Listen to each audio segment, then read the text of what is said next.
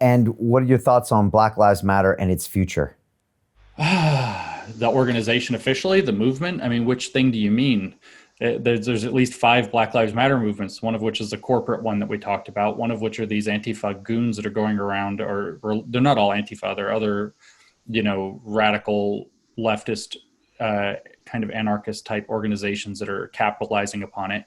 Do you mean this weird movement of white people washing black people's feet and crying at their feet? Like, that's a weird is that Black Lives Matter? I mean, that's so weird. Even black people are like, stop doing this. This is weird. And then you have the movement that is just a statement, which is an obvious truth.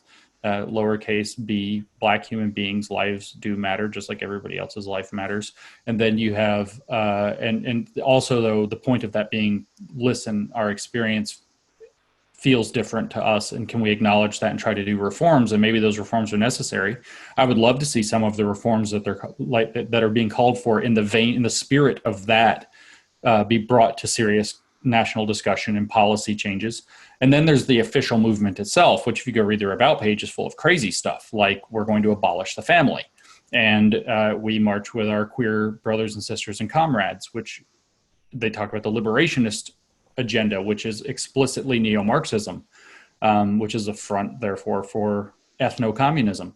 And they openly say that that's what, the official Black Lives Matter thing openly says that that's what they're about. And their monetary fund is run by an organization called Thousand Currents. It has on its board Susan Rosenberg, who is a convicted left-wing terrorist that tried to blow up a building.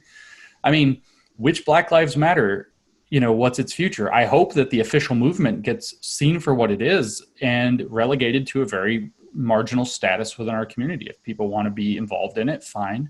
It's their right. It's their privilege in the United States to have that freedom of conscience.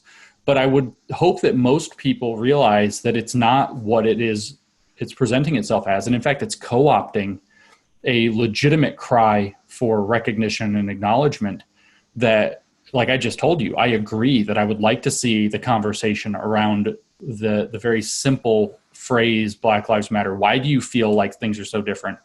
What parts of that are legitimate? What can we look into? What reforms with, say, policing of communities, not necessarily even reforms of police, but of policing communities, what are needed? What kind of programs? I know there were very successful programs I remember reading in Chicago that were reducing crime rates tremendously, and then those got canceled, and all of a sudden the crime rate started to go up. So there are successful methods that were working, and why did those get canceled? And how do we resurrect those that do work and improve them so that the community policing project works better, rather than say the official Black Lives Matter narrative, which is that we need to defund the police and abolish prisons? Like, why would you, how does that work? Or do we decide that we're going to societally follow with that, and then, like we saw in the Chaz Chop thing in Seattle, do we now have people declaring themselves the police? Do we have roving bands of the warlord toughest people who are the police? And probably not. Do we install something like the Chinese social credit system that keeps everybody in line? And all of a sudden, your financial and social standing are tied to whether or not you're behaving the way the state says you have to.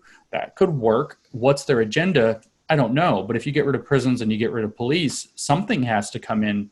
And I don't see any good options.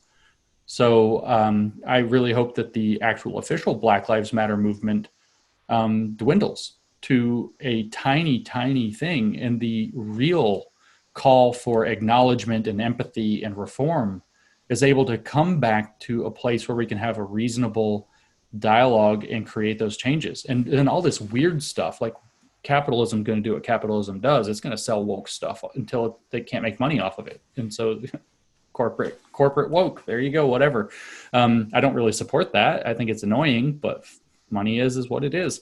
As far as these other movements, though, these radicals that are just busting up shops because there's mayhem going on, I have no patience for that. I have absolutely no patience for those people. I hope they go away too. I hope actually a lot of them get arrested, as they should be.